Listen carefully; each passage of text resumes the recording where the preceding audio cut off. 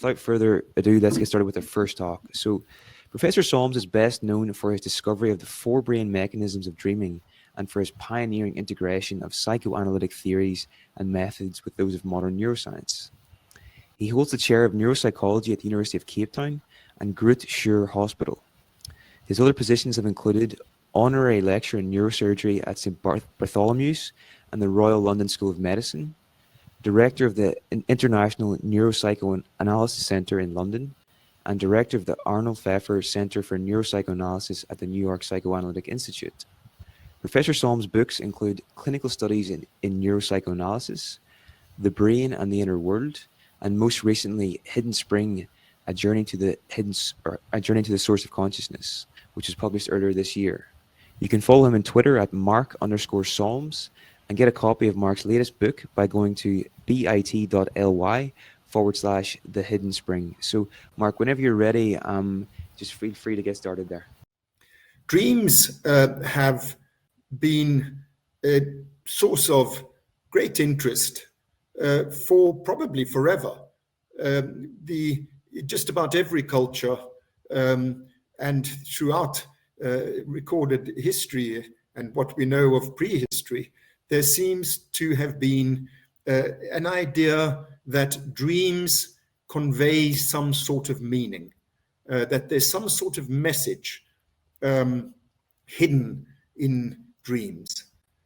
And that message comes from somewhere, and in most cultures, it comes from some sort of other side, from the ancestors, from the gods, something like that.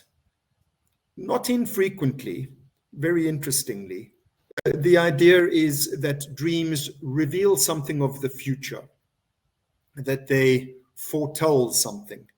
This is also a very widespread notion, as I say, across cultures and across different times. So hold all of that in mind as we plunge into the scientific study of dreams.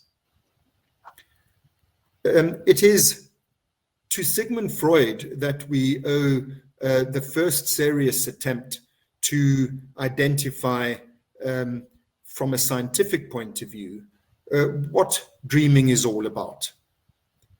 And surprisingly, Freud concurred with the popular belief that dreams are meaningful, that dreams convey some sort of hidden message. But for Freud, that hidden message didn't come from the other side in the sense of from some mystical, metaphysical place, from the ancestors or from the gods, but rather from within yourself, the other side of yourself, as it were, from your unconscious, the part of your mind of which you are not normally aware. This was Freud's claim.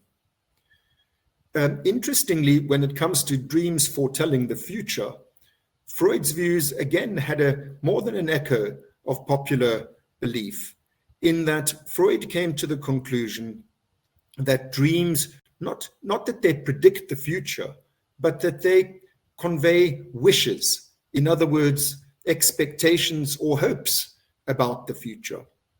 That, in a nutshell, Freud believed that dreams convey from our innermost unconscious minds, they convey wishes, what we want.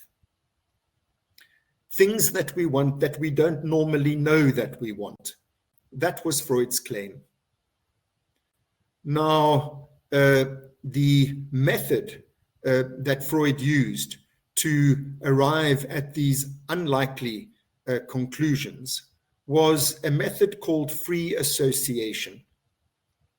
This method boils down to just two things.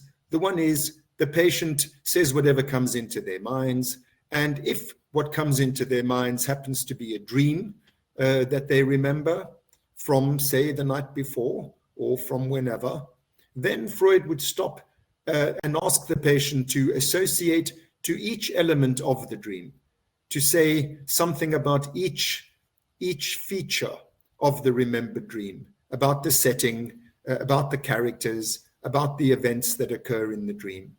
So in this way, Freud got a sort of an expanded version of a sort of a close-up version of free association, not only in the general sense, but in the directed sense of free associating to the individual elements of the remembered dream. Freud said that if you do this, the random threads of association tend to join up in unexpected ways to reveal trains of thought which ultimately suggest a heartfelt, repressed, unconscious wish that the dream is trying to fulfill.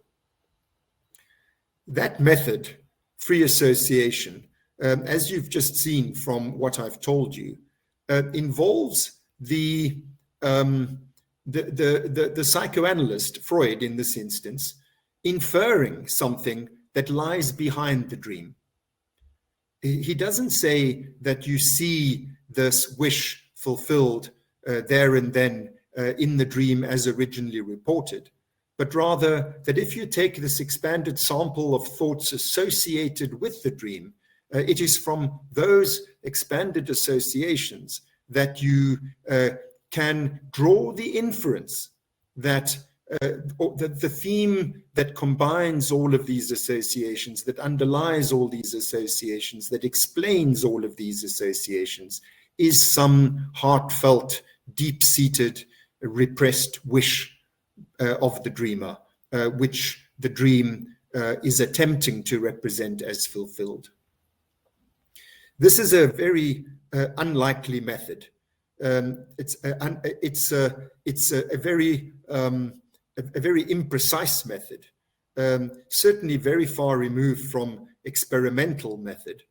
And so it's not surprising that many people do not consider this to be a reliable basis upon which we can build a theory of the kind that Freud built, namely the claim that dreams are attempts to fulfill unconscious wishes. A large number of people did follow Freud's line of thinking, were persuaded by his arguments, and this gave rise to the psychoanalytic movement, which in the early 20th century, and in fact the first few decades of the 20th century, was enormously influential in psychiatry. For example, in America, in the first half of the 20th century, it was not possible to obtain a tenured professorship in psychiatry in a good American university unless you were a psychoanalyst. It was considered sort of necessary knowledge, necessary training. If you're going to be an academic psychiatrist, then you need to have been trained in psychoanalysis. It was the dominant theory in psychiatry in the first half of the 20th century. And the theory of psychoanalysis was based upon Freud's researches on dreams. This was the foundation stone of the whole of psychoanalytic theory. I'll say a little bit more about that in a minute. But before I do, I want to make the point, go back to the point that I made earlier when I said not everybody was convinced. The great philosopher of science, Karl Popper, who wrote Conjecture and Refutation, which is really very influential in terms of how scientists think about what they do. Popper said that science is defined by a scientific theory, is defined by the fact that it is falsifiable. The theory has to give rise to predictions which can be tested and either found to be correct or incorrect. In other words, there must be falsifiable predictions which arise from the theory. Now let's go back to Freud's theory, as did Popper in his book.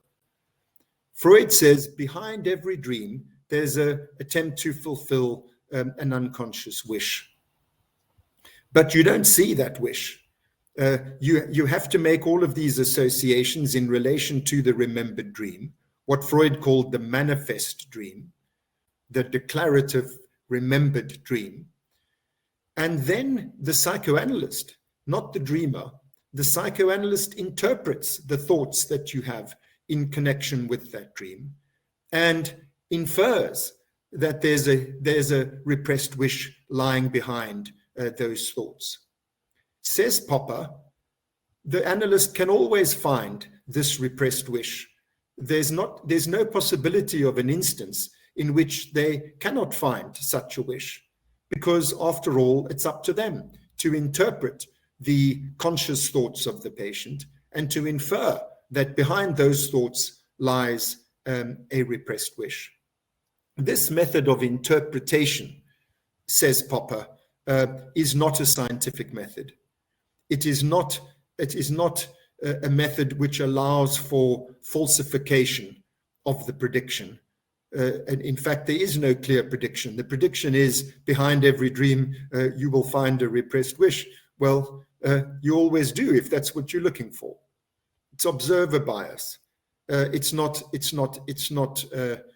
proper science. And in fact, Popper used the rather unpleasant word, unpleasant if you're a psychoanalyst, he used the word pseudoscience to describe Freud's theory. Now, I remind you, Freud's theory of dreams was the foundation upon which he built the whole of his theory of the mind. So this was a very significant blow to the scientific standing of psychoanalysis, which, as I said, at the time that Popper published his book, which was so influential in terms of how we define what is and what is not a scientific theory, that is to say, in the middle of the 20th century, it was a big blow to the scientific standing of psychoanalysis, which was so influential in American and world psychiatry at that time. I'm going to tell you in a few minutes what the response of the scientific community was. But before I do so, I wanted to say a little bit more about Freud's theory. I told you that it was the foundation upon which the whole of psychoanalytic theory was built. And I want now to turn to that. This drawing that you're seeing on the screen, a drawing that Freud produced in his 1900 book, The Interpretation of Dreams. This was a sketch of the structure of the mind. Freud said in that book, if dreams work the way in which I think they do, then what inferences can we draw about the structure of the mind as a whole? And it's in this sense that Freud's dream theory became the foundation of his entire theory of how the mind works. Freud says that normally on the left-hand side of the screen here, normally perceptions enter the mind. They're then registered as we move toward the right in various categories of memory. These lines on the left are memory systems. And then Freud says, ultimately, they are encoded in these unconscious memory systems toward the right-hand side of the screen. Memories eventually are encoded in a non-declarative form, in an unconscious form, in a latent form, from where they influence our conscious actions. And on the right-hand side of this diagram, there's what Freud calls the pre-conscious system. In other words, what lies immediately behind our conscious actions. These are things that we can bring to mind, and this becomes the basis of our voluntary action. That's Freud's picture of the mind. Now, says Freud, when we go to sleep at night, it is this conscious side of the right-hand side of the drawing, that's what goes to sleep. Motor action becomes blocked, and we no longer have conscious or pre-conscious thoughts. And so these unconscious thoughts proceed in a backward direction. This is Freud's claim. They go backwards, back onto the perceptual systems, and therefore we have hallucinations. These are the dreams. That's Freud's claim about how dreams arise. He says normally our unconscious thoughts are filtered through our preconscious realistic mind and influence our conscious and voluntary actions. But since our realistic, reality-oriented planning and thinking logical part of the mind has gone to sleep, says Freud, these unconscious thoughts go backwards onto these perceptual systems where there's an attempt to fulfill them in an hallucinatory fashion. These are very big claims on the basis of, remember, a method that I just described to you, which is really quite shaky when it comes to science. The great Popper himself said so. Now, I told you I want to say a little bit more about this theory, so I'm now going to elaborate. Freud said that the preconscious system normally senses, it normally keeps from our awareness these repressed, heartfelt, embarrassing, childish wishes and urges. So we're not normally aware of these things because they're inhibited by the preconscious system. Freud said because the preconscious system goes to sleep at night, the unconscious wishes are released from inhibition. And he said that if it were not for dreams, by means of which they are deflected backwards, back onto the perceptual system, these wishes now are represented in the harmless form of an hallucination. If it were not for that, they would move toward action and wake us up because they're no longer inhibited by this system. So Freud says it's in order to not wake us up that we have dreams. We fulfill our wishes or attempt to fulfill our wishes in our dreams in order to protect sleep. We discharge these heartfelt drives in virtual reality, in hallucinatory form in our dreams, so that we do not have to enact them in the real outside world. Because remember, they're released from inhibition. They're no longer inhibited by the preconscious system which has gone to sleep. So the important point that I'm wanting to emphasize here is that Freud says that the dream, therefore, is a sleep protective measure. Dreams protect sleep, said Freud. So he actually made two theoretical claims. Well, he made three. The one is that dreams represent our most heartfelt hidden desires. Secondly, that they do so in order, in an hallucinatory form. That's the second claim, by means of this backward projection onto our perceptual systems. And thirdly, and most importantly, that all of this is for the purposes of protecting sleep. Those are the claims. There's in fact even a fourth claim, which is implicit in what I've said earlier, which is that the dream is not does not directly express the wish. You have to infer it. You have to reconstruct it from the thoughts of the patient. This is because, and this is the fourth part, this is because, says Freud, the dreams, if they were to directly represent your most heartfelt, infantile, embarrassing, repressed desires, then this too would be alarming and would wake you up. Therefore, they are disguised. Therefore, they are censored a little bit in a much more rough and ready way than our normal waking thoughts are. But nevertheless, there is a censorship in our dreams which disguises and distorts these hidden wishes. And it was that, I remind you, that Popper found so objectionable, because there's no way, because this requires the analyst to interpret the dream, to find the hidden meaning. Popper correctly says this does not lead to falsifiable predictions. Here's another drawing of how Freud saw things a little bit later. Basically, he's what he then called the ego. He said the ego goes to sleep and it releases from inhibition these unconscious wishes in what he then called the id. and they strive for discharge. Because they're no longer inhibited, now there's an opportunity for them to take command of you, and it's only because the motor system is switched off during sleep that we do not enact our dreams and do not enact our repressed wishes. Instead, we dream in this regressive fashion. We imagine an hallucinatory world, and so on. All those things I've already told you. So that, in summary, is the Freudian theory of dreams, the first attempt at a scientific theory of dreams based on this method called free association, which gave rise to a theory about how the mind works, this sort of dynamic tension between ego and id, between preconscious and unconscious, which came to dominate world psychiatry, but which Karl Popper said is not really science because you can't test it. It doesn't give rise to falsifiable predictions. It is, in a word, pseudoscience. This was an embarrassing situation for American psychiatry around the middle of the 20th century.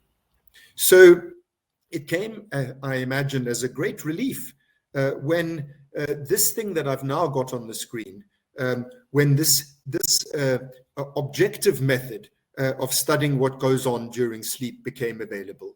This method is called the electroencephalogram, the EEG. The EEG measures levels of brain arousal electronically.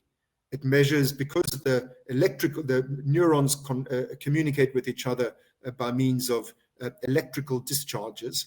It's possible to measure with the EEG what level of electrical activity there is going on within the brain. And that's what this axis measures, the level of brain arousal. This is a high level of brain arousal, and this is a lower and a lower and a lower level. On this axis here, we have time, 8 hours of time. Two physiologists applied this method. Their names were Azarinsky and Kleitman. They were in Chicago. They applied this method, EEG, to the study of sleep in the early 1950s. And they predicted, remember, Popper requires us to make falsifiable predictions. They predicted that as you fall asleep, so your brain waves will slow down. In other words, there will be a lower level of brain arousal as we fall asleep, as arousal as measured by the EEG.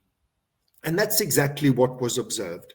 Azarinsky and Kleitman observed that as we fall asleep, so our level of brain arousal decreases. The level of electrical activity in the brain descends down to this deep, slow wave sleep, it's called, a very slow brain waves.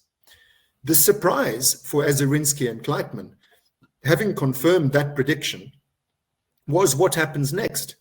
After 90 minutes, the brain waves speed up again. And then they slow down again. And then after 90 minutes, they speed up again. And so on in regular cycles throughout the night.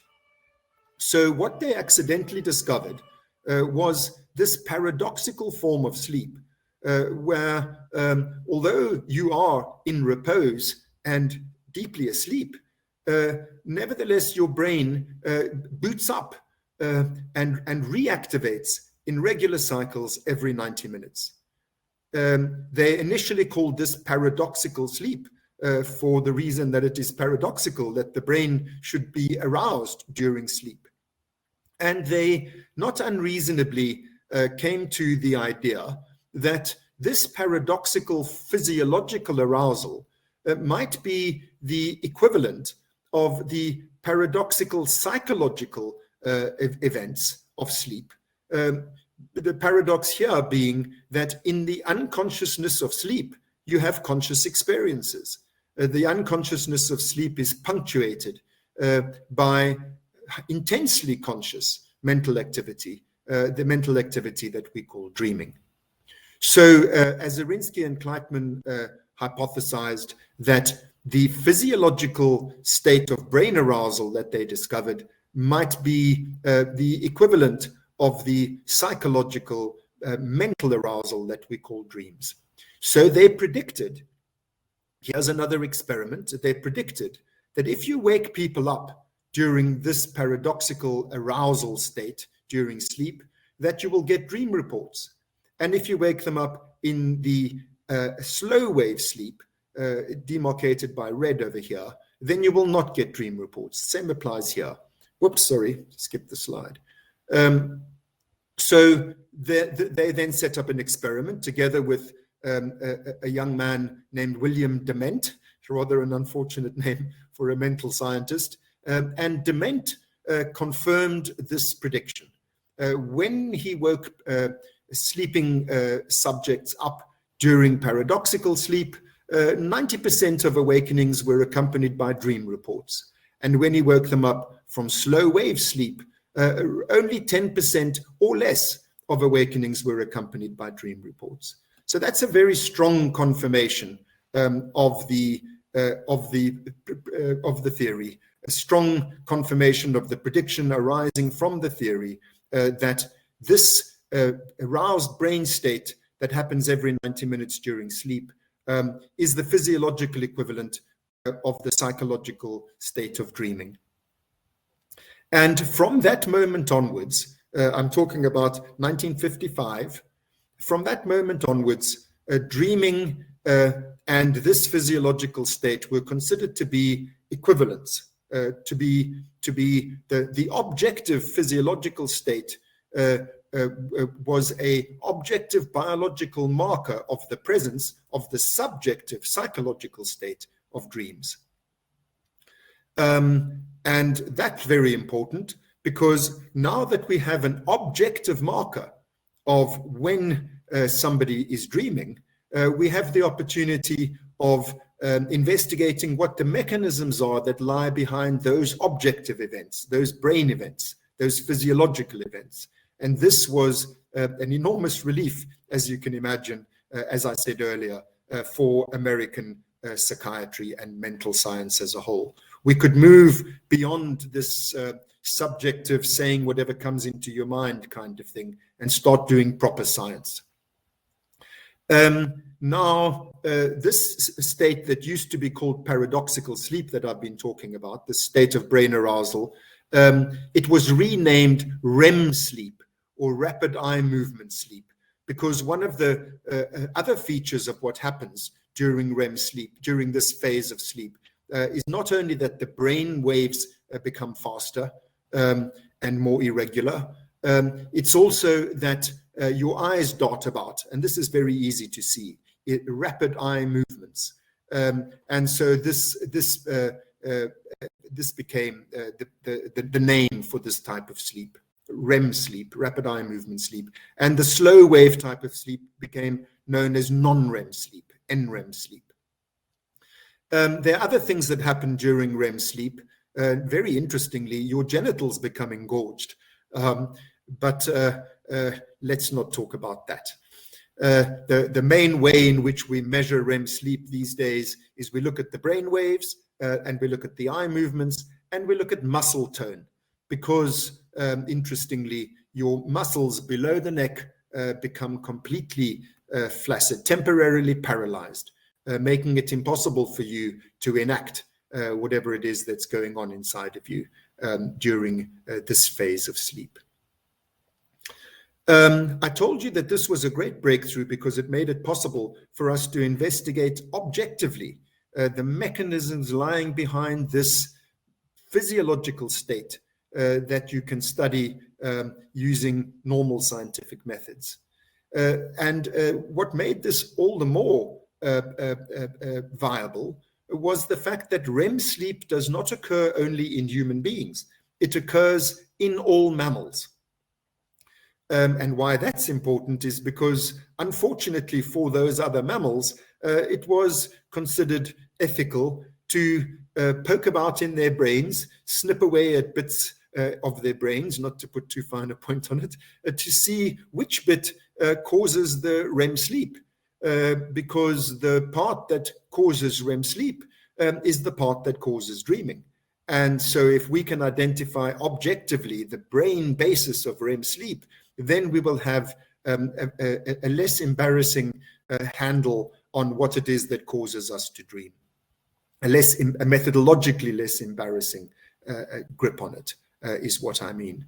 And so this is what we did. When I say we, I mean this is what neuroscientists did. Following Dement's great discovery in 1955, there was a race to discover which part of the brain, when removed, leads to a loss of REM sleep.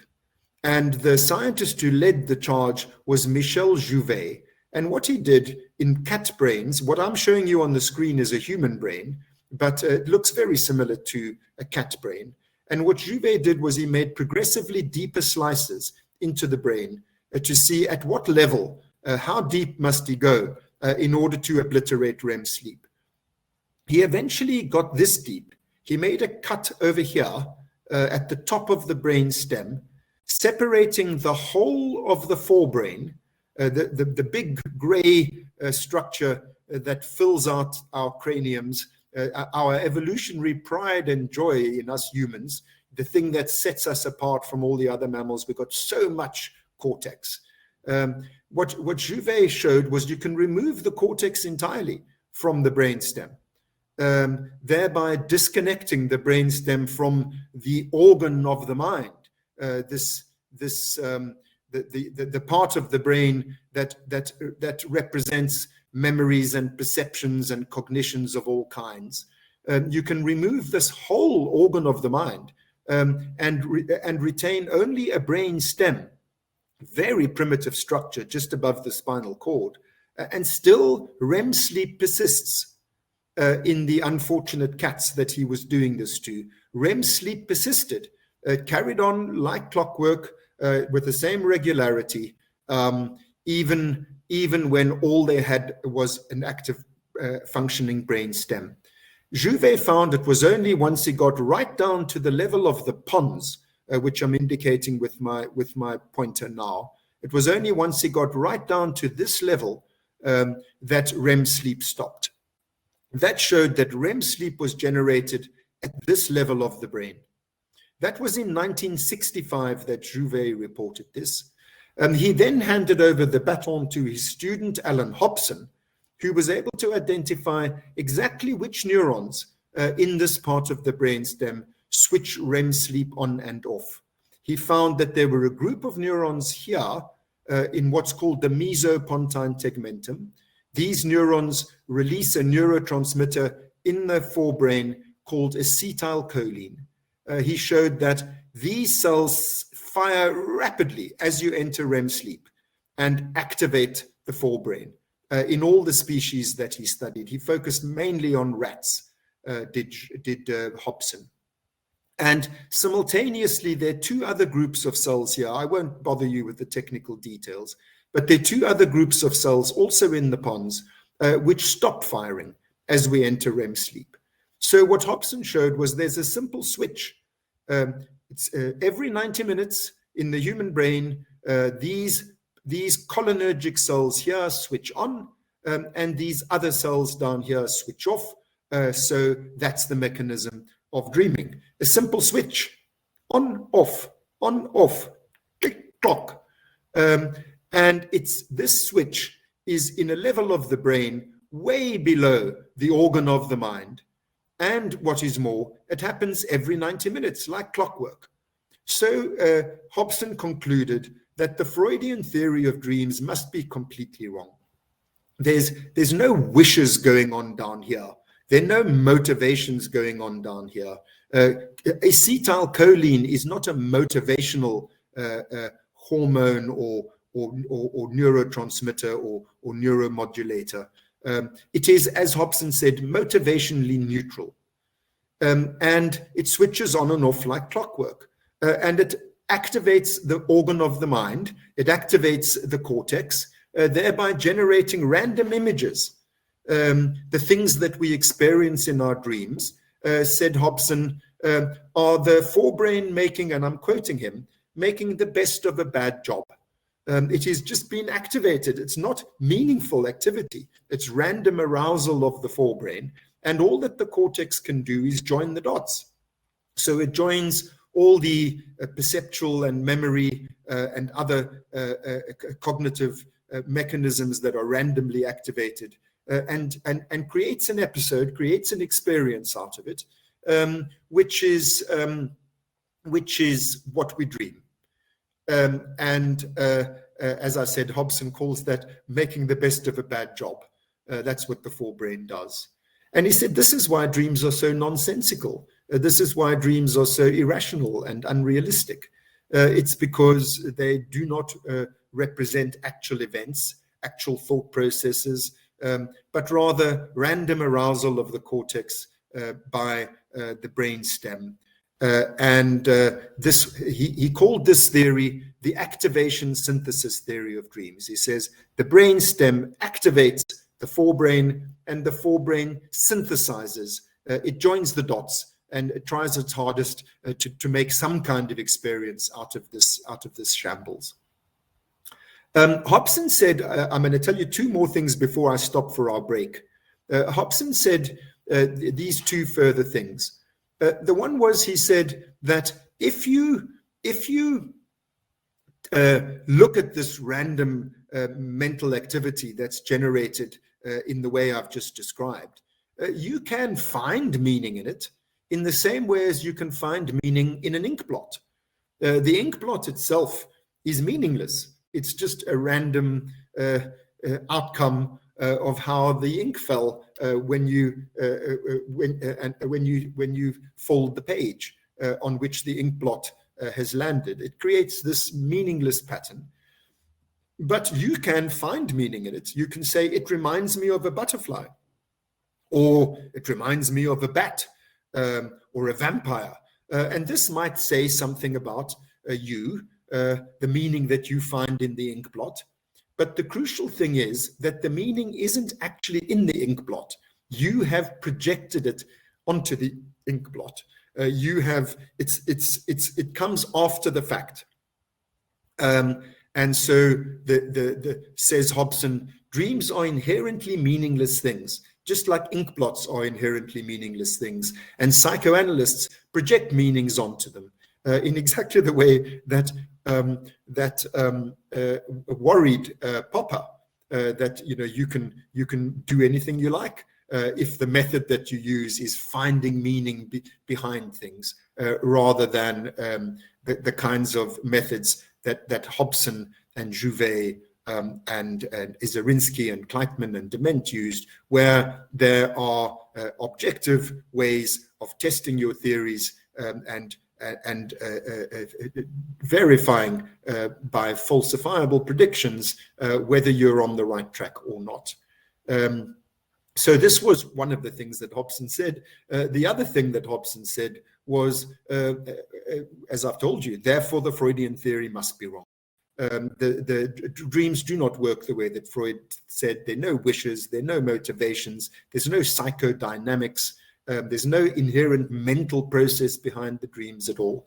And so Hobson presented these findings to a meeting of the American Psychiatric Association in 1976. And after the lecture, a vote was taken as to whether or not Freudian dream theory was scientifically viable anymore. And that vote went 2-1 against Freud.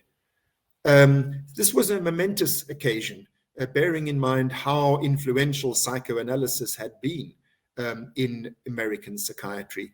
For the assembled membership of that American Psychiatric Association to concede that the Freudian dream was not scientifically tenable anymore, brought us back to the idea that the popular notions of dreams being meaningful, there being some hidden message embedded in them from the other side, etc., etc., even in its sort of biologized version that Freud came up with, saying that the other side is in fact the unconscious mind, that the message is really a message from your own inner world rather than from some metaphysical dimension, etc. That all of this was just bunk. That dreams were meaningless, inherently meaningless, random activation of the cortex, by the firing of these cholinergic neurons in the pons. Activation followed by synthesis. So that's where things stood in 1976. And we'll take a 5-minute break now, and then I'll tell you the rest of the story after at 10 to I'll be back. I'm having to leave my screen on as it is because of the technical problems I spoke of earlier, but I'll be back in 5 minutes. Thank you.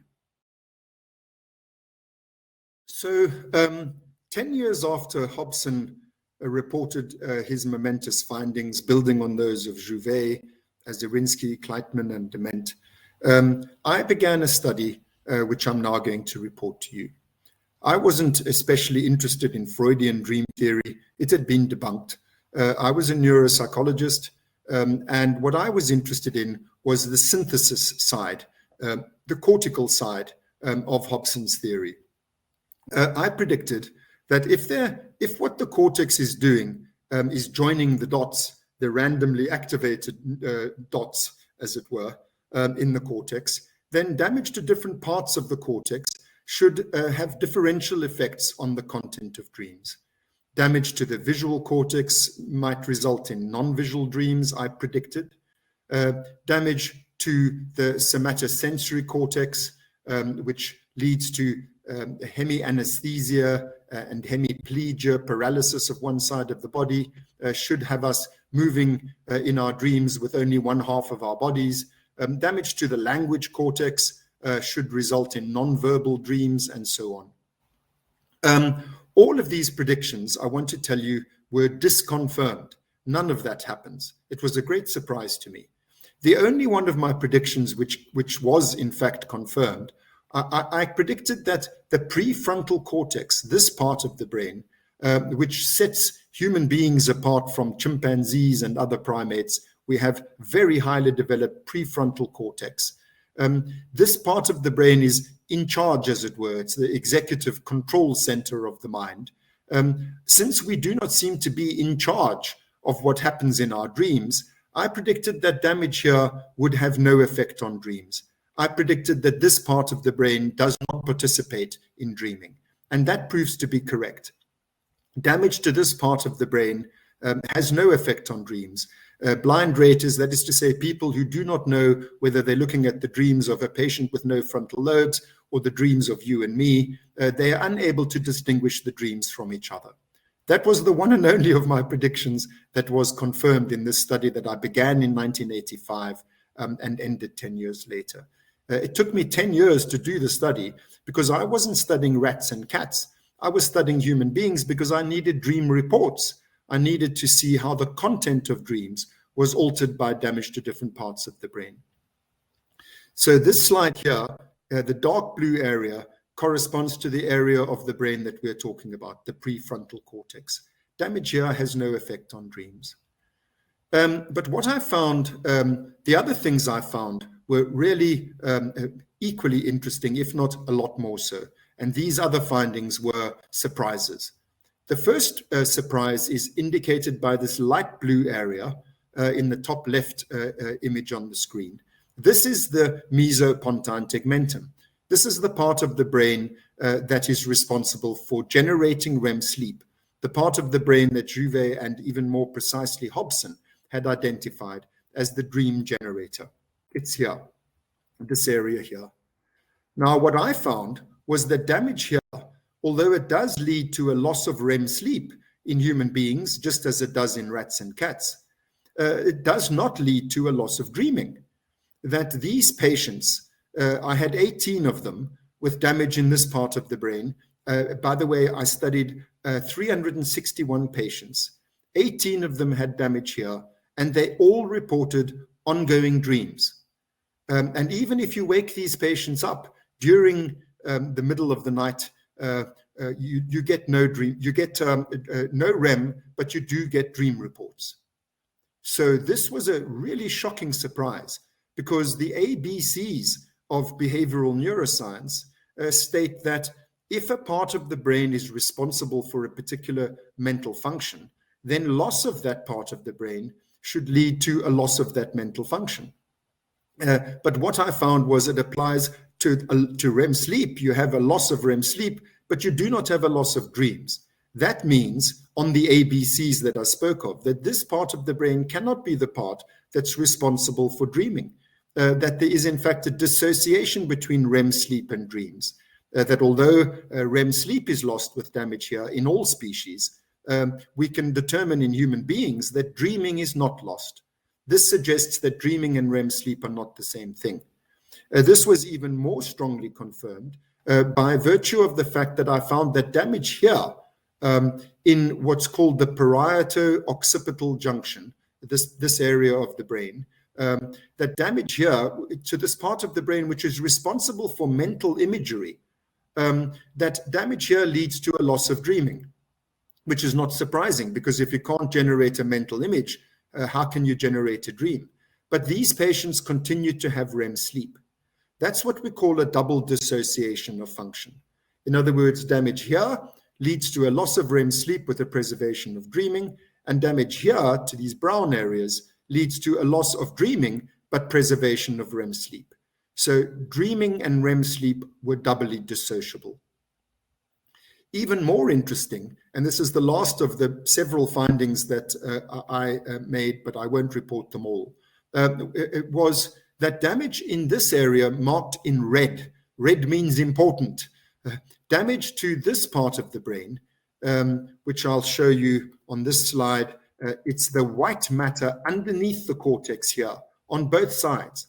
Damage deep inside of the forebrain, underneath the cortex over here on both sides. This too leads to a loss of dreaming with preservation of REM sleep.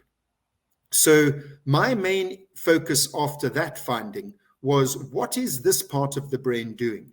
This part marked in red, because clearly this is crucial for dreaming.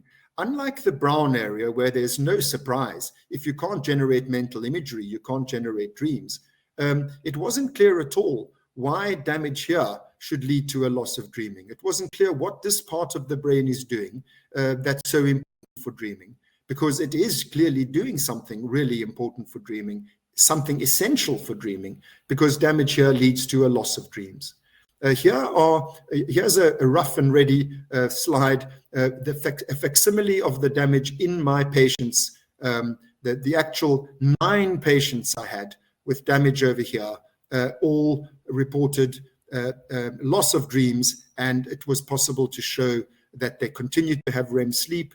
And if I woke them up from REM sleep, I got no dream reports. I had only 9 patients here, which is not enough to be completely sure that what you found so unexpectedly can be used as a basis for coming to the really surprising conclusion that dreaming and REM sleep are 2 different functions.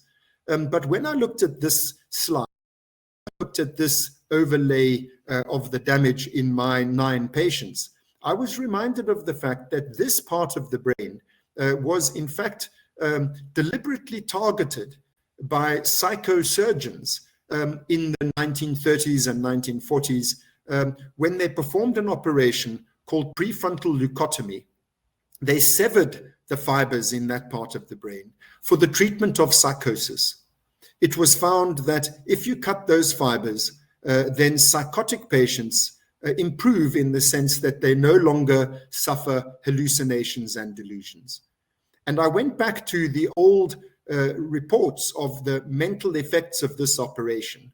And what I found in hundreds of cases reported by Jerome Frank in America, by Partridge in England, by Schindler in Germany, was that cutting these fibers in these psychotic patients led not only to a loss of hallucinations and delusions, but also to 2 other things. One was that the patients were no longer motivated. They lost their volitional oomph. They lost their motivational drive. They were described as adynamic, akinetic, abulic, amotivational, aspontaneous. But in addition, what was observed was, thirdly, that they no longer dreamt. And Schindler went so far as to say that if after the operation the patient continues to dream, this is a poor prognostic sign. It means the operation hasn't worked.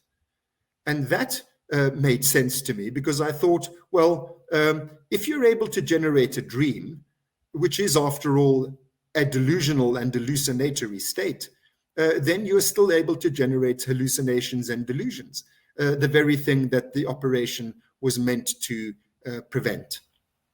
And so Schindler's observation that this is a bad prognostic sign made sense to me in light of my findings that these patients with damage here, my findings, which in fact turned out not to be original, because the old psychosurgeons had found the same thing. Damage here leads to a loss of dreaming. And now the operation prefrontal leucotomy was abandoned in the 1950s, not for ethical reasons, interestingly enough, but rather because a new treatment for psychosis became available in the form of antipsychotic drugs. And antipsychotic drugs, very interestingly, act on a pathway, block activity in a pathway that courses through exactly this area. Here is that pathway. It's called the Mesocortical Mesolimbic dopamine system.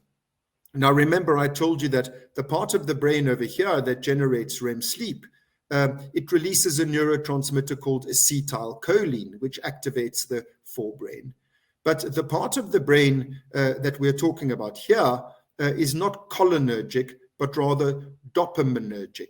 The neurotransmitter of interest in this circuit is dopamine. And antipsychotic medications still to this day block activity in this pathway by blocking dopamine. They are dopamine blockers. So that led me to the hypothesis that this is the circuit that generates dreams, rather than the circuit that generates REM sleep. I then proceeded to test that hypothesis by means of the experimental method that Popper says we must use. In other words, I generated falsifiable predictions. I said that if we take normal subjects and we give them antipsychotic drugs, in other words, we block dopamine in this circuit, they should have fewer dreams. And if we boost dopamine in that circuit by giving levodopa, dopamine boosters, then the research participants should report increased dreams. And that's exactly what I found. And a colleague of mine, Ernst Hartmann, found the same thing, that if you give research participants dopamine, they have more dreams, more emotionally intense dreams, they have longer dreams, they have more bizarre dreams, and they have more nightmares. In fact, everything about dreamness that we measured was increased by dopamine. And conversely, dopamine blockade led to less frequent dreams, shorter dreams, less emotionally intense dreams, less bizarre dreams, and fewer nightmares. So the predictions were confirmed. By the way, the alternative prediction arising from the cholinergic hypothesis was disconfirmed. In fact, if you block acetylcholine with a drug called scopolamine, which is a anticholinergic, on Hobson's theory, this should lead to a loss of dreams or a reduction in dreams, but it does the opposite. These patients not only continue to dream, these research participants, they in fact report more dreams. They even dream during the day, in the sense that they hallucinate during waking life. So this is the value of Popperian science, of falsifiable predictions. You can compare one theory to another, and you can confirm one and disconfirm another. But this is only one method. The method of pharmacological manipulation. There are other methods that were applied too. In fact, I shouldn't say it's only one method. I've so far reported two methods. The one is that severing these fibers, in other words, the lesion method, damaging these fibers leads to a loss of dreams. And the chemical method, blockading those fibers, leads to a reduction in dreams. My colleague Alan Brown then used this method called positron emission tomography, where you image which parts of the brain are activated in a particular mental state. The middle row here is during dreaming sleep, REM sleep, remember, which is when 90% of dreams occur. What he showed, interestingly, as I found with the lesion method, I showed that damage to the prefrontal cortex has no effect on dreams.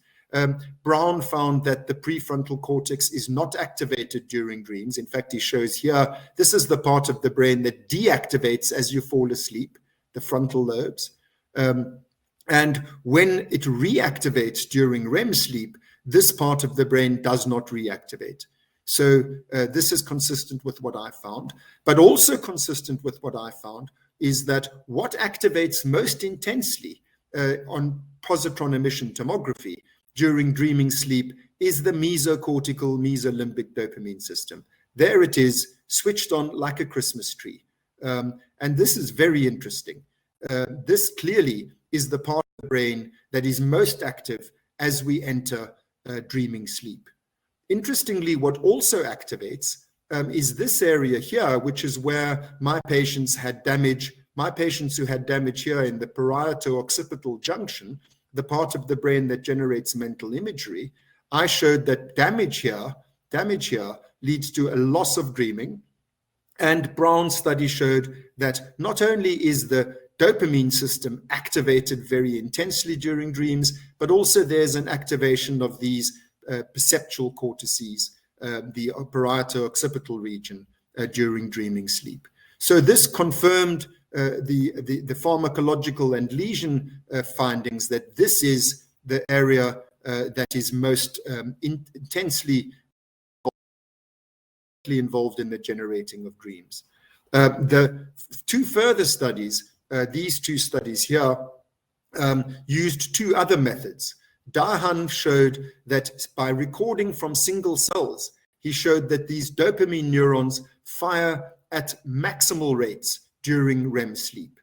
And Lehner found, using another method whereby she measured the amount of dopamine that's released, it's called microdialysis. She showed that dopamine release is maximal during dreaming sleep.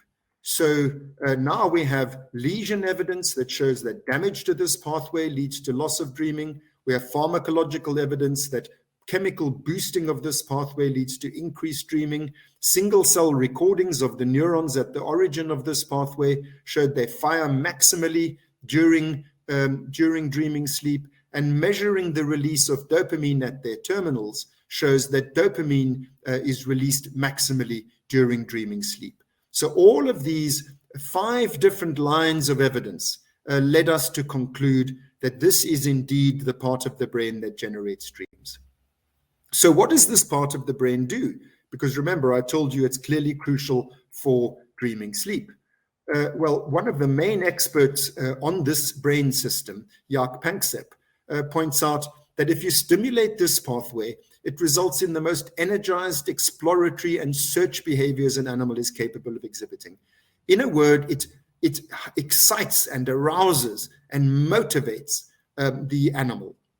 Dahan, the guy who did the single cell recordings, showed that the kind of brain activity in this circuit, the level of neuronal firing in this circuit during dreaming sleep is the same as what we see when the animal is intensely rewarded, where it's doing something which is intensely pleasurable and rewarding for the animal. So what these two experts are telling us, and in fact this is not a controversial view, is that this part of the brain is responsible for motivating the animal.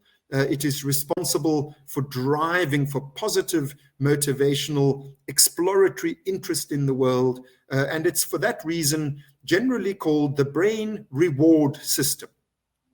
This is very far from being a motivationally neutral system. It is the main motivational positive reward system in the mammal brain. Other scientists call this system by other names. Panksepp calls it the seeking system. Berridge calls it the wanting system. What all of these names point to is what I've just said. This is the most intense positive motivational circuit in the mammal brain. So I then went to Alan Hobson's lab in Harvard and reported my findings, which he was very impressively, objectively willing to recognize that this data does indeed suggest that the mesocortical dopamine system is the part of the brain that drives dreaming as opposed to REM sleep. At the end of my lecture at Harvard, this now takes us into the mid-1990s, I said to Alan Hobson, well, perhaps we owe Freud an apology, because if you look at the dreaming brain, it's pretty much like you would have expected on Freud's theory, namely that what goes to sleep is this inhibitory control center, what Freud called the pre-conscious or the ego, that goes to sleep, but that the motivational urges and drives, this emotional motivational part of the brain does not go to sleep. In fact, it's released from inhibition and is very intensely activated during dreaming sleep. And in fact, there is a regression onto the perceptual systems, which is where the dream itself, the hallucinatory experience, the mental imagery is generated. So I said to Hobson, this is pretty similar to what Freud had claimed. Hobson was horrified. He said to me, in fact, he sent me an email, which happily I've kept because it was so startling what he said. He said, I will acknowledge your findings as long as you don't say they support Freud's theory. This was really, well, more than amusing. Then what happened was that Hobson and I were invited to participate in a debate where this was in the consciousness, there's a famous consciousness conference held every 2 years in Tucson, Arizona. And they decided to host a debate between Hobson and me because this was news. This was in 2006. Hobson said he would only take part in the debate if I used my findings to defend Freud's theory. Now, remember, I hadn't set out to prove Freud was right. I just thought it was really quite remarkable. Not only that the REM sleep theory, the activation synthesis theory, which was used to show that Freud was wrong, not only was that theory in itself wrong, because that's a theory about REM sleep, but it is not a theory about dreaming, because dreaming is driven by different mechanisms. But more than that, the mechanisms which do drive dreaming are strikingly compatible with the Freudian theory. So although I would have preferred to defend my own findings rather than Freud's theory, that was the only basis on which Hobson was willing to debate me. And so it was on that basis that we debated each other in 2006 at the Neuroscience of Consciousness conference. And again, a vote was taken. Please note, this is 30 years after the vote at the American Psychiatric Association. And to my great pleasure, and I have to say surprise, the assembled scientific audience 30 years later voted the other way.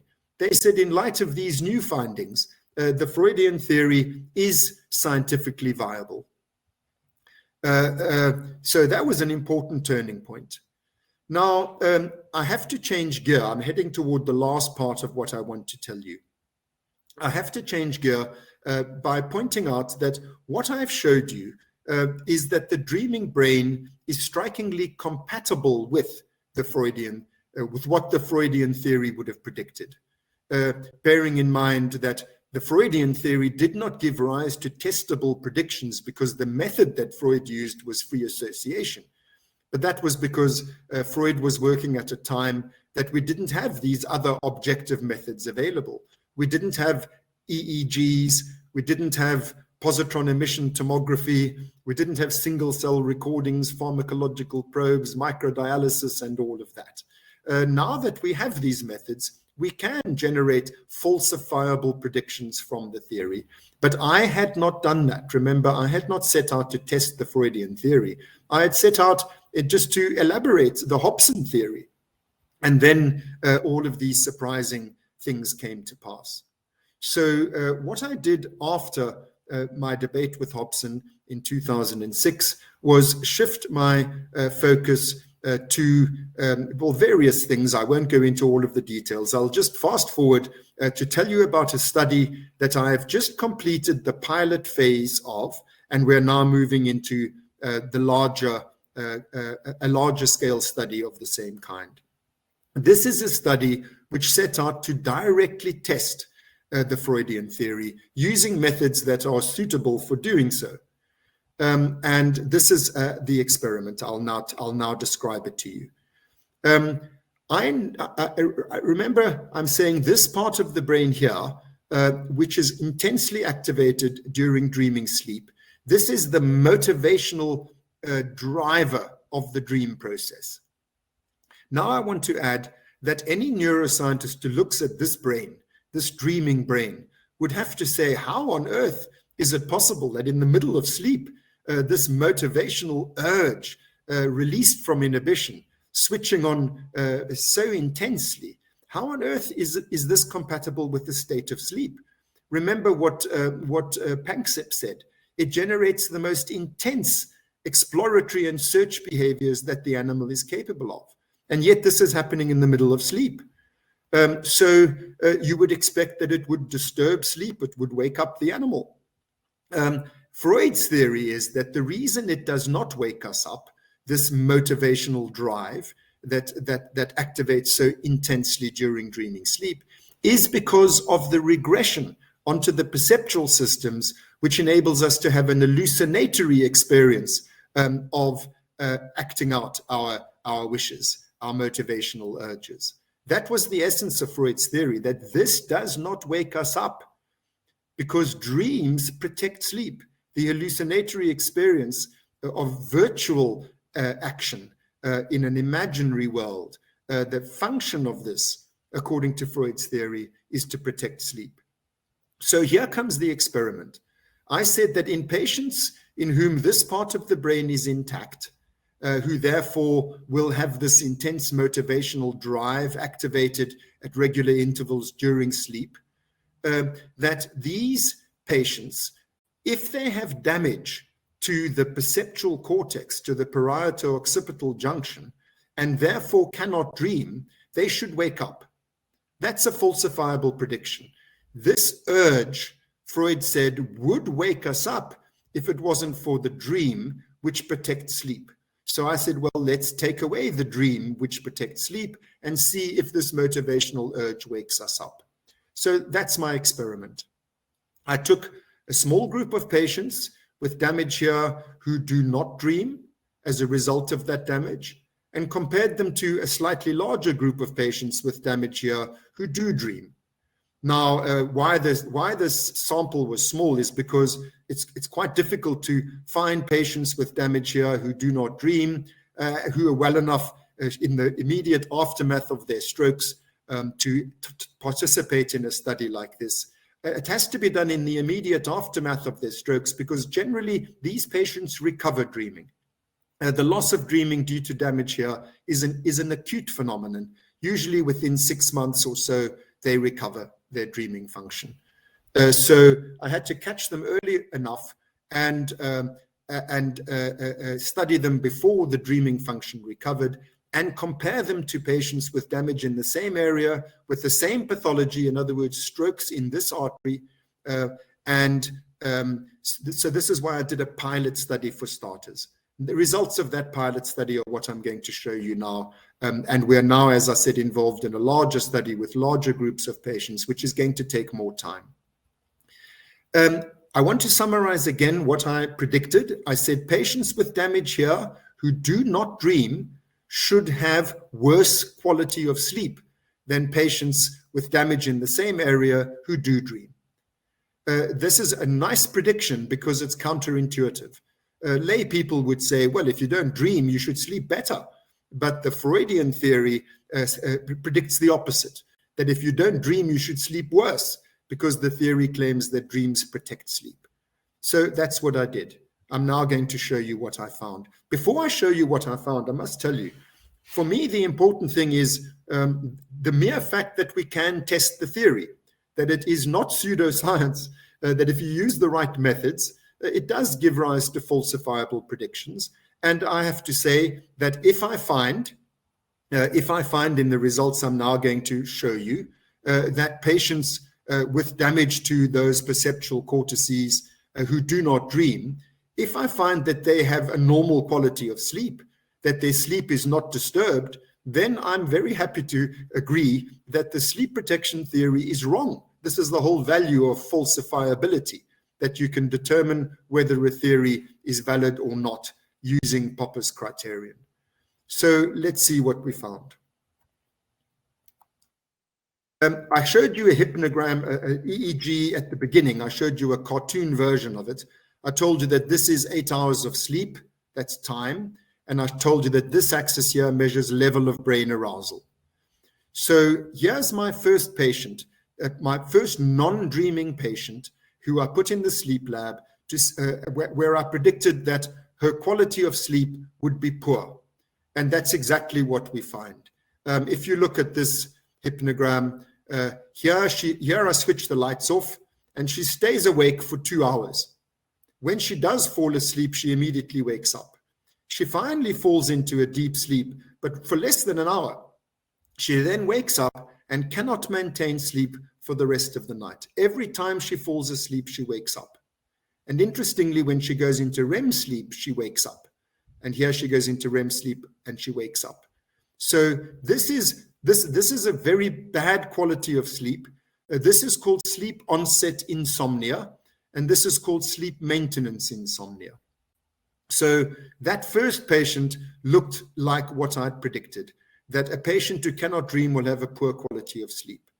Here's my second patient. This patient did not have sleep onset difficulties. This patient fell asleep in about half an hour or less. But look what happens once the patient falls asleep. They can't stay asleep. Every time they fall asleep, they wake up again. There's a brief period of deep sleep here from which the patient wakes up. Here again, here again. Whenever they go into REM sleep, they wake up. REM sleep, they wake up. This is sleep maintenance insomnia. Very poor quality of sleep. Here's the third patient. This is, I have to say, the worst hypnogram I've ever seen in my professional life. And many people say, I didn't sleep a wink last night. And when you study them in a sleep laboratory, you find they slept a lot more objectively, physiologically, than they think they did.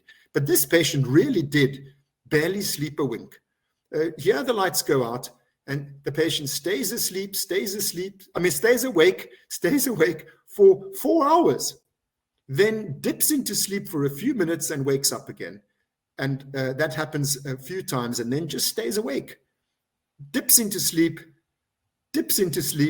but for the most part, really does not sleep at all. I say again, the worst hypnogram I've ever seen in my life. Here's the fourth patient. Again, a hypnogram that looks like New York City skyline. Whenever the patient goes into REM, she wakes up, and it's sleep maintenance insomnia all over again. So I wanted to show you the raw data. This is what non-dreaming patients' sleep physiology looks like. Now I will conclude by giving you the summary findings. I studied, by the way, only 5 non-dreamers and 10 dreamers. They were matched in every respect by age, when they had their strokes, where they had their strokes, how long since the stroke, everything. The only thing that differed between them was whether they reported dreams or not. And here, my first prediction was that the non-dreamers would have less total sleep time. Well, that's what I found. Dreamers, on average, they slept for 375 minutes per night, and the non-dreamers for 267 minutes per night. That is, the dreamers slept for 3/4 of the night, and the non-dreamers for half of the night. That's a big difference. By the way, these dreamers, they're not great sleepers, because these are stroke victims, very ill people who have recently suffered strokes. But still, there's a significant difference, 22 percentage points in terms of time spent asleep between the dreamers and the non-dreamers. Now, the next thing that there's sleep efficiency is it's just a standard way in which we measure various aspects of the sleep profile. And here you can see that sleep efficiency is also significantly different between dreamers and non-dreamers, to the tune of 19 percentage points. Now, this is called an awakening index. This is the number of times the patient wakes up per hour of sleep. Obviously, because they have such different total sleep time, you have to look at awakenings per hour of sleep. And the dreamers wake up 3.5 times per hour of sleep. Remember, these are very sick people. They wake up 3.5 times per hour of sleep. That's not great. But look at the non-dreamers. They wake up 12.5 times per hour of sleep on average. This is a vast difference. This is chalk and cheese. Now I'm going to show you other things which are standard physiological measures. These will not be familiar to most of you, but these are the other things that I predicted. I predicted that there would be more arousals. Arousals are brief awakenings, about a minute long. So the patient wakes up, but then they rapidly go back to sleep again. We call them arousals, short awakenings.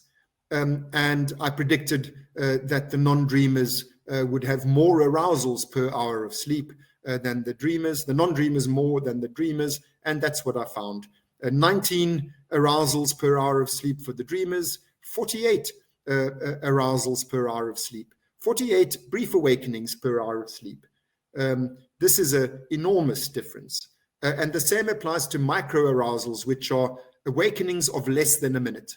So it's really only on the EEG that you can see physiologically they have awakened, but they so rapidly go back to sleep that the patient themselves is unaware that they've even woken up.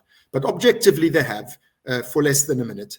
And again, you see how many microarousals there are per hour of sleep in dreamers, 15, and how many microarousals there are per hour of sleep for the non-dreamers, 39. Again, a statistically very significant difference between the two groups. So in conclusion, all the predictions from the hypothesis that dreams protect sleep are confirmed. It's a small study, but the differences are so large that I'm being so bold as to report these findings to you, even as the bigger study is not yet over. Remember, the important thing is that it shows that the theory is testable, that there are falsifiable predictions that arise from this old discredited theory of Freud's. When you apply these methods to it, it seems that he really was onto something. In fact, I think it's quite remarkable. If you look again at this image, Freud, with those very basic method of free association, intuited that somewhere behind the scenes, there's a massive motivational urge, a positive, wishful desire activated in the middle of sleep. I mean, it's really quite remarkable that he was able to intuit this from the noisy psychological data that he used. But it really does seem that this is what's going on. Dreams are motivated mental states. The emotional brain is switched on intensely during dreaming sleep. It's disinhibited. The normal executive controls do not apply. And then we have an hallucinatory experience. It really does seem Freud was roughly on the right track. And when you come to a direct test of his theory that the whole purpose of dreaming is to protect sleep, bearing in mind that we've been in the embarrassing position in sleep science until this study of not knowing why we dream. We've never been able to ascertain a biological function for dreaming. And we dream a lot. We spend 20% of our sleeping hours dreaming, and we've never known why. So whatever else dreams are for, because I don't want to claim that this is the last word on the matter, But whatever else dreams are for, they are for protecting sleep. That we've demonstrated empirically in this little and ongoing study. I presented these findings when I first concluded the pilot study before I began the big study. I presented it to a group of colleagues about a year and a half ago. And one of the colleagues in the audience had her little daughter with her, who was 5 years old. So her daughter listened to my lecture in the early evening. And then her mother, my colleague, asked the little girl, did you understand what the professor was talking about? Because she was concerned, that she'd subjected her poor little 5-year-old daughter to listening to a lecture not that different from the one that I've just given you. And the little girl said, yes, she did. So her mother asked her to explain what the talk was about. And I'll now show you the child's explanation so that you can get as simple a summary statement as it is possible to have of what I've just told you. This is what the little girl drew. On the 11th of June, 2020, which is when I gave the lecture, she made this drawing for her mother, and she wrote, "Why do we dream?" And she answered, "So we can have a good night's sleep," and then did this drawing. So that's a summary of what I've just said to you. Why do we dream? Well, whatever other reason it is, one that we've demonstrated empirically is that we dream in order to have a good night's sleep. Dreams protect sleep, whatever else they do. I'll stop there with a half an hour to go for questions and answers, which is always for me the most interesting part of an event like this, because I know what I think and I know what I'm going to say, but I have no idea what you think and what you're going to say. So I look forward to it. Thanks very much. Thank you very much, Mark. That was fascinating. You could even just send, if someone asked you to present on this in the future, you could just send that picture at the end. That would sort of do the trick, So we've had a few questions here. The first one here is from Barbara. So if we become totally relaxed in the muscles below the neck while dreaming, what happens in the brains of people who physically act out their dreams, and as also seen in sleepwalkers? So thank you. This is a very interesting question. People who physically act out their dreams, the technical term for that is Rem Behavior Disorder. And the physiological basis for it is that the parts of the midbrain that normally paralyze us, they are damaged. And this happens most commonly in Parkinson's disease or in Parkinsonian diseases. Parkinson's disease arises from degeneration of nuclei in the midbrain, and mainly in the substantia nigra. But in the locus ceruleus complex, which is just next to the substantia nigra, that's the part of the midbrain that sends down axons to the spinal alpha motor neurons and blockades them. This is why we paralyze during REM sleep. So due to the degeneration of those neurons, we lose the inhibitory control of our spinal motor neurons, and we act out our dreams. So that's REM behavior disorder. By the way, people who sleepwalk in childhood, it is, I don't want to alarm anybody because it's just a statistical observation, but you're at a slightly increased chance of developing Parkinson's disease if you were a sleepwalker in childhood. Those of us who develop Parkinson's disease, when you go back and look at whether or not they were sleepwalkers, they were more commonly sleepwalkers than those who do not develop Parkinson's disease. But be that as it may, there we have it. That's what REM behavior disorder is.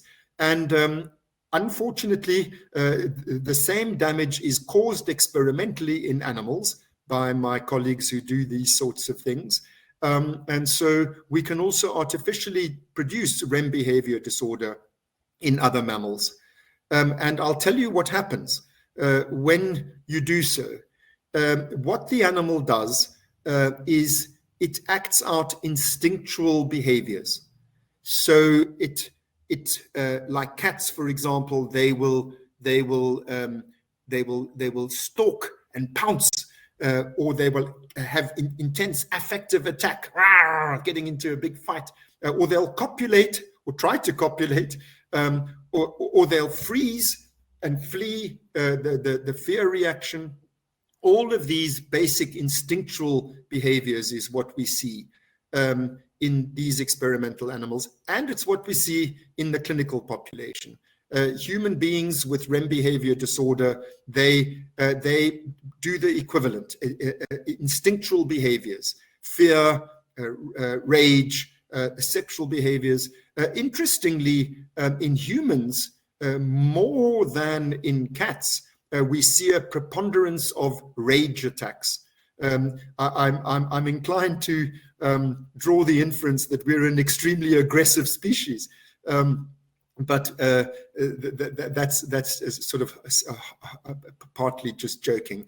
The interesting thing scientifically is that you see instinctual behaviors, and why I say that's interesting is because that's not what we dream consciously. We don't dream of ourselves doing these base primitive things. We dream of ourselves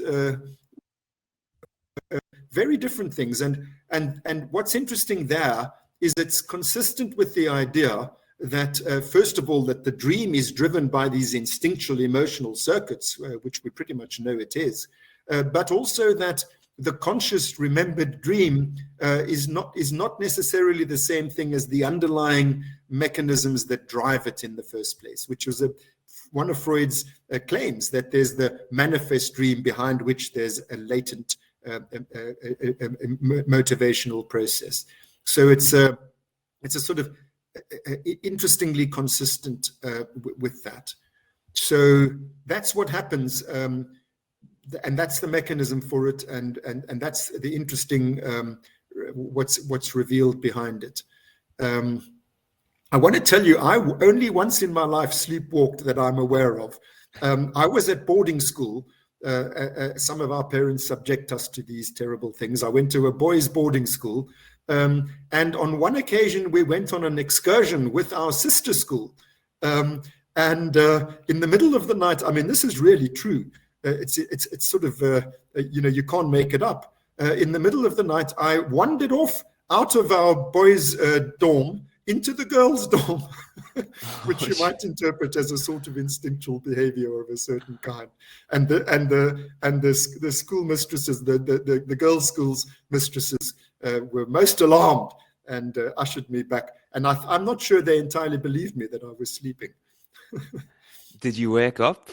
Did you wake up? I woke up in the girls' dorm. I mean, it was terribly embarrassing. But I really was asleep. I hope the majority of you believe me. That's brilliant. Okay, so next question is from Vivian. Regarding trauma, why do people have repeating dreams of a trauma, sometimes as if they are in the trauma and sometimes as if they're watching the trauma? Yeah. So this is, well, first of all, it's a horrible fact that this is true. This is what happens. People who've suffered trauma and in consequence are subject to what we call PTSD, post-traumatic stress disorder. They're subject to flashbacks. They're hypervigilant. The smallest stimulus resembling the original situation, like a loud noise or something, they startle. They can't help but have re-experiencing flashbacks of the event and recurring nightmares in which they have the equivalent flashbacks. In other words, they re-experience the traumatic event in their dreams. Now, this concept of PTSD is not new. During the wars, the Great First World War and the Second World War, many soldiers suffered from this disorder. It used to be called war neurosis or shell shock.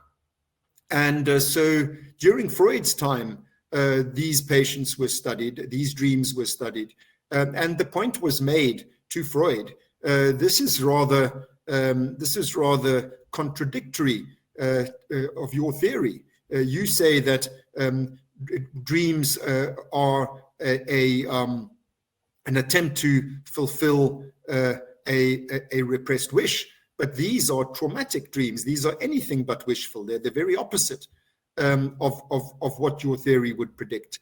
And Freud's answer was, well, these are failed dreams. These are attempts to master the traumatic event, reliving it and trying to make things turn out better, but the patient fails. Now, you know, you can take that or leave it. That's Freud's explanation for it, that they are failed attempts. And in fact, Freud said that applies to nightmares generally. Nightmares are an attempt to master an instinctual or intense emotional situation and turn it round,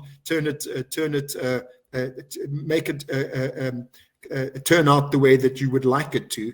And if you don't, then the dream fails and you wake up. It is an important feature of nightmares that you wake up from them. I've studied nightmares. The reason I studied nightmares is because in the big study that I described, that I conducted in the 1980s and 1990s, I didn't tell you all my findings in my talk. One of the things I found was that patients with temporal lobe seizures have lots of nightmares. Now, interestingly, PTSD, if you do functional imaging, like the PET imaging that I showed you that Alan Brown did of the dreaming brain, if you do the equivalent studies of patients with PTSD, the most intense activation is in the medial temporal lobes, where the amygdala and the hippocampus are. And what I found is that patients with epileptic discharges in that part of the brain, they have intense nightmares, and they have recurring nightmares. And so I studied them in the sleep laboratory. And what I found was when you see the epileptic activity on the EEG and you wake the patient up, they report they're having a nightmare.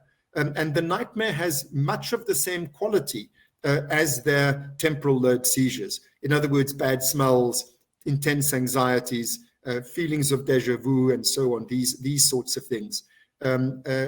So it appears that this part of the brain, the medial temporal lobe, which is important for anxiety and aggression.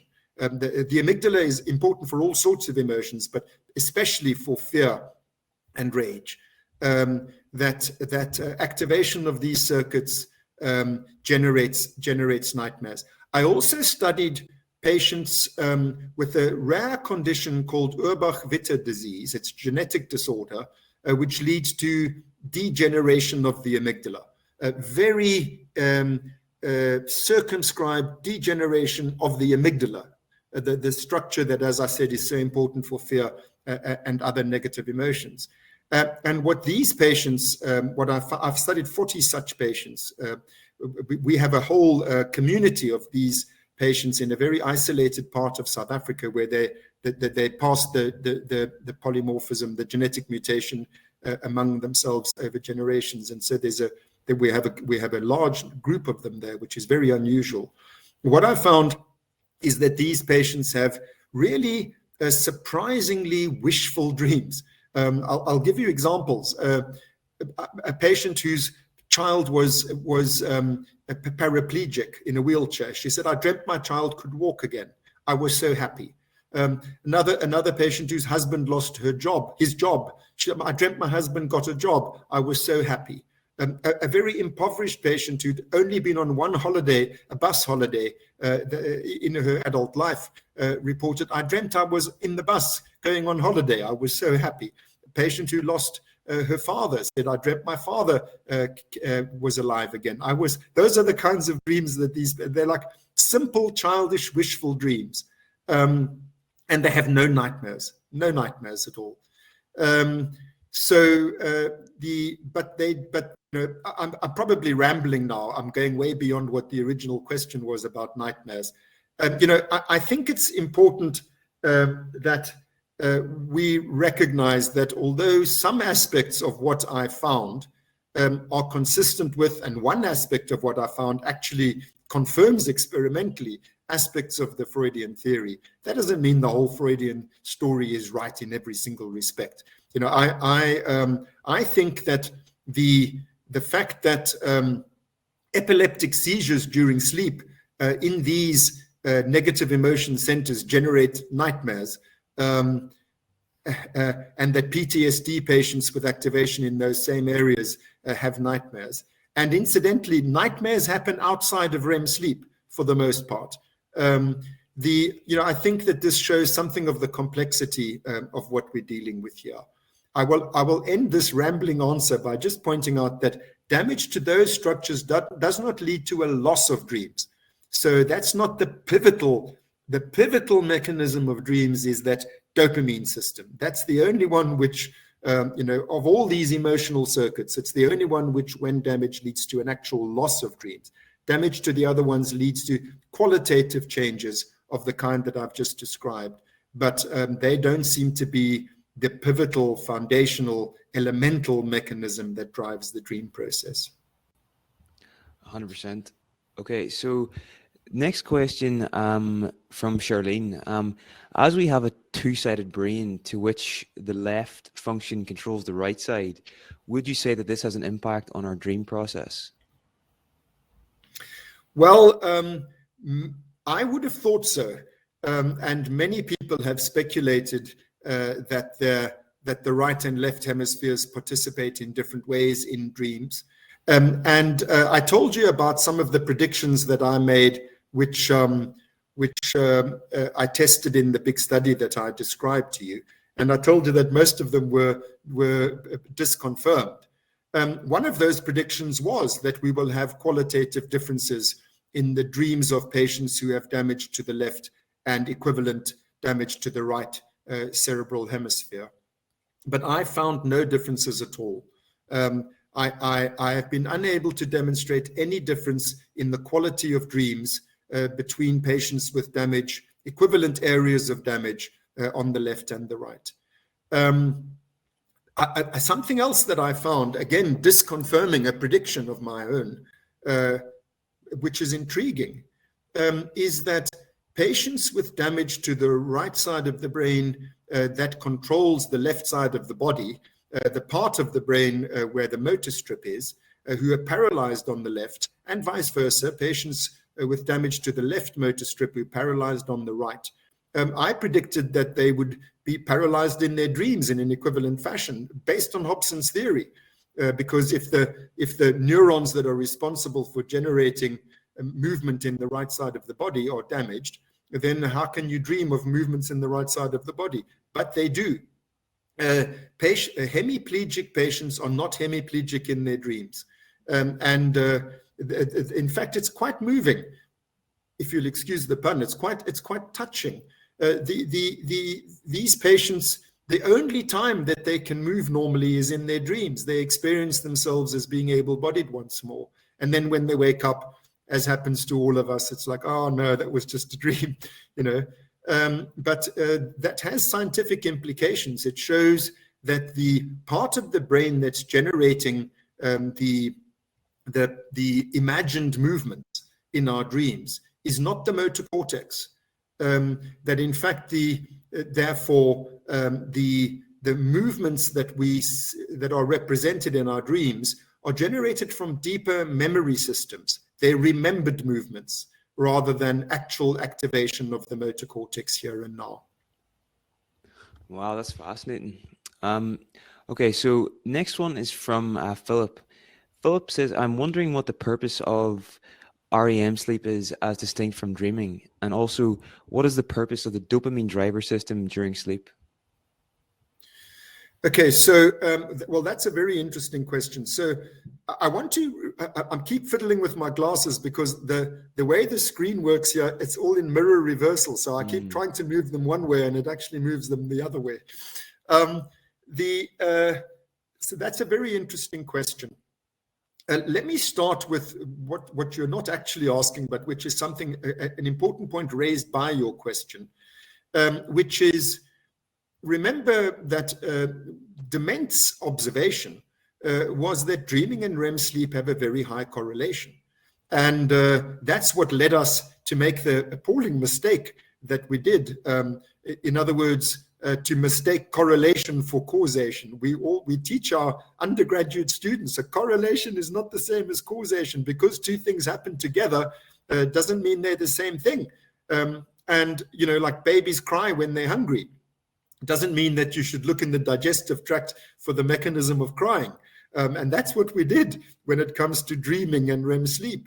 Because we dream while we're in REM sleep doesn't mean that they're the same thing. So nevertheless, the observation stands that they're highly correlated with each other. So we've explored this question in all sorts of ways. And what we found is that it's true that on average, we dream only 10% of the time in non-REM sleep and 90% of the time in REM sleep.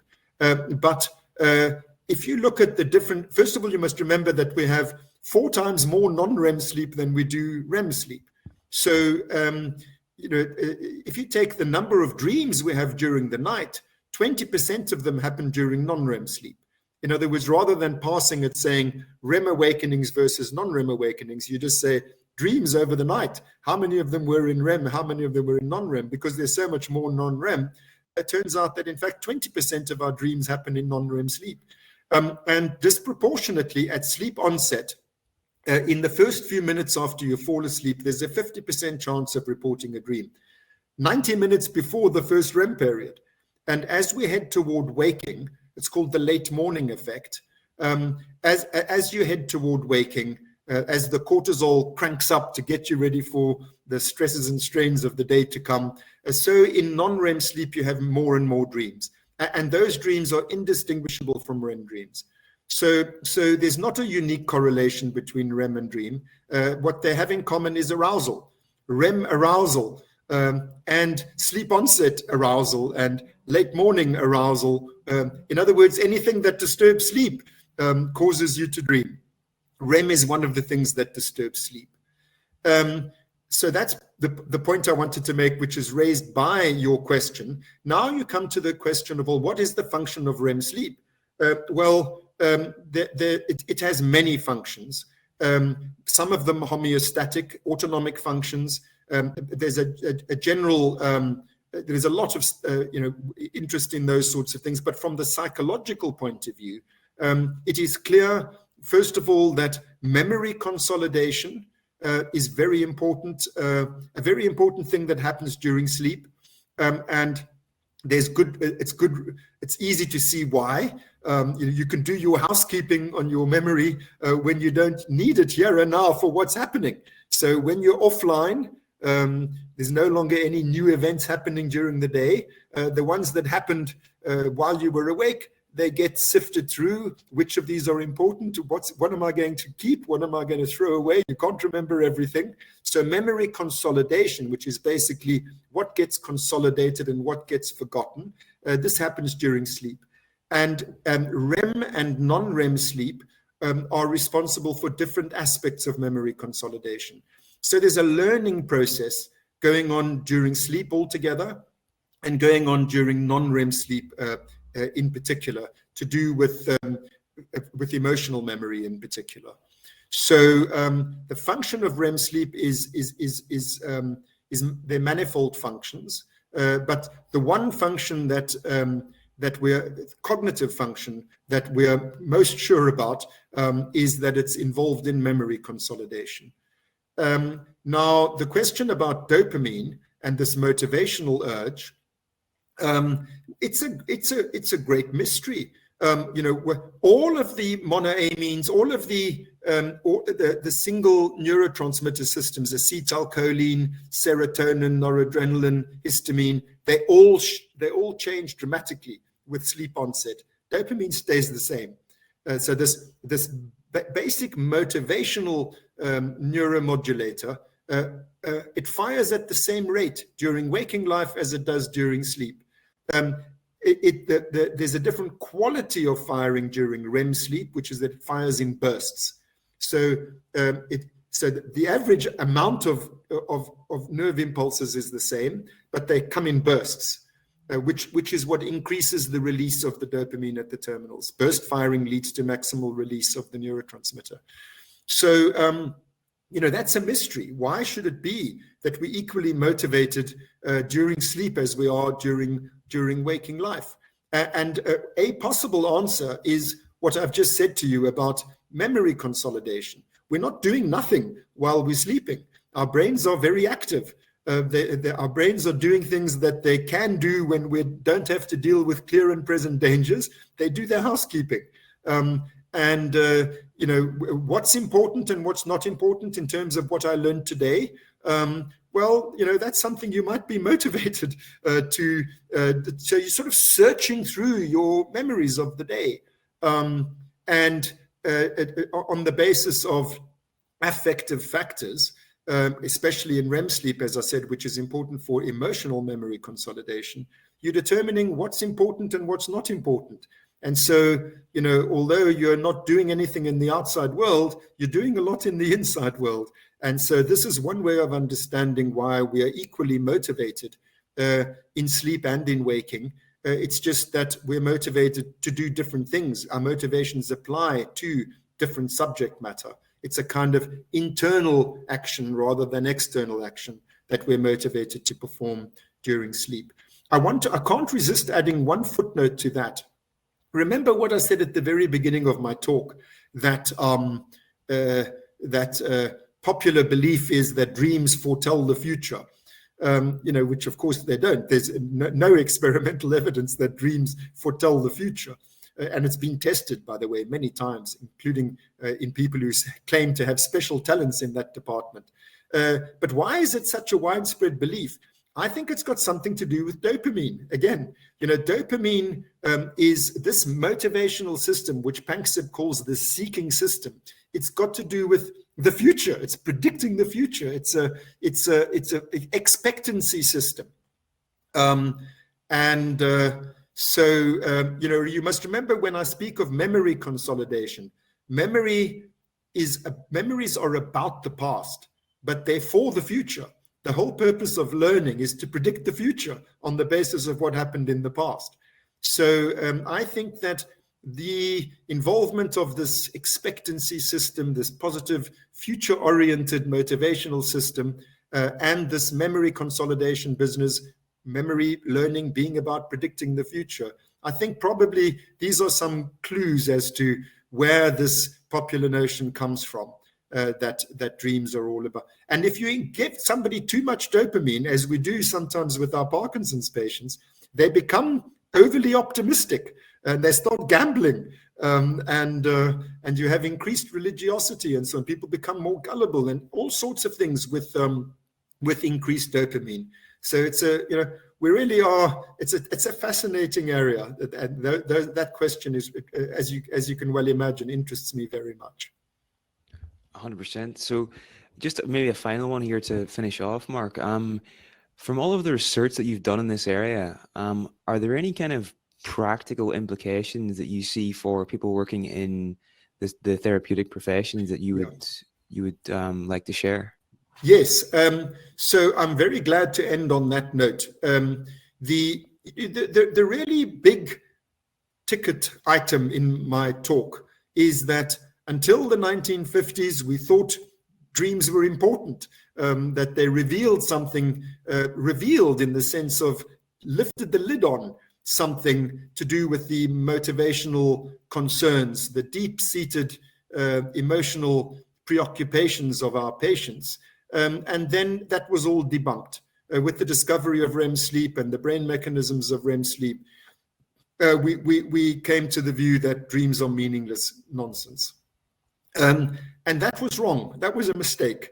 What we've found since then is the brain mechanisms of dreaming have everything to do with the motivations and emotional preoccupations of the dreamer. And that if you just think again about that image I showed you, of that pet image of what the dreaming brain looks like. I mean, what's going on there is the motivational and memory and emotional parts of the brain are really active during dreams. So on that basis alone, I would say there's every reason to believe, bearing in mind also that the frontal lobe inhibition is released. There's every reason to believe that you can learn something important about the emotional concerns and motives of your patients in psychotherapy, that there is something special about dreams. It's not just an ordinary, it's not random, it's a motivated mental process, and it's not an ordinary motivated mental process. It's one in which the motivations play a much bigger part, the emotional brain plays a much bigger part, and the rational sort of executive control part plays a much smaller role. And so we do have some privileged access into the current emotional concerns of patients by looking at, I think that they should be taken seriously again. There's a lot more I could say that goes beyond the Freudian theory, because remember, I don't think this is just about was Freud right or wrong. There's a lot else. There's good empirical evidence, as I said, that dreams, well, I didn't say this. Dreams, there's a kind of problem solving that goes on during dreams.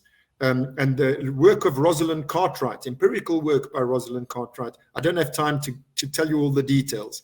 There's a kind of problem solving, there's a kind of emotion regulation that goes on in dreams. And I think that both of those two things have everything to do with memory consolidation.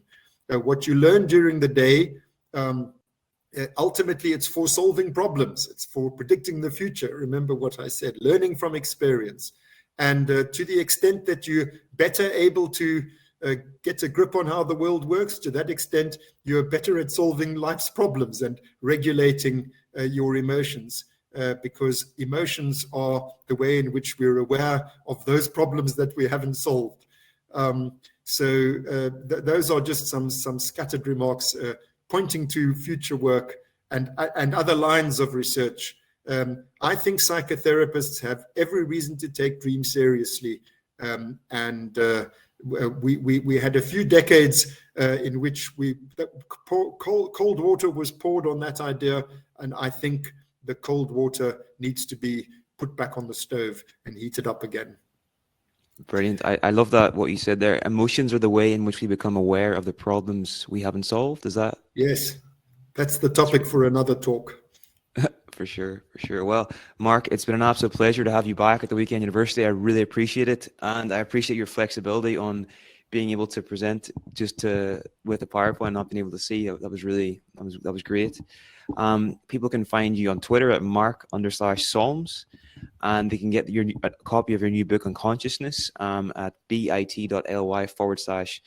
Hidden Spring, which we would definitely recommend. So, Mark, is there any sort of parting things you'd like to say before we end the talk, or anything else you'd like to share?